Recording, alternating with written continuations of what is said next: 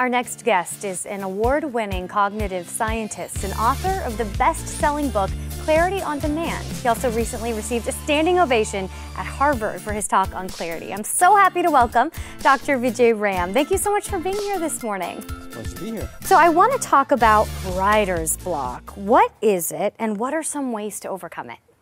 Well, writer's block is any mental impediment to writing. And the good news is that there's some really great ways to overcome it. And they fall into three simple categories. And the first one is stimulation. And one of the easiest ways to stimulate your mind is to change locations.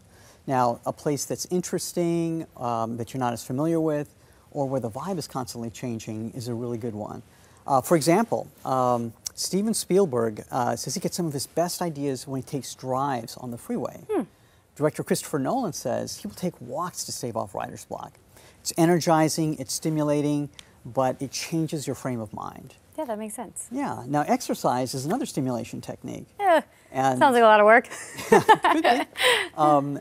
It's great for clearing the mind, especially when stress is behind writer's block. Gotcha. So Prince Harry and Khloe Kardashian are both big proponents of the mental benefits of exercise. It creates endorphins, makes you feel good, and gives your mind a refresh. Yeah. Many people say they get their best ideas when they exercise. So it makes sense that stress can be a reason for writer's block, but so it's just being a perfectionist. And so how do you help perfectionists overcome writer's block?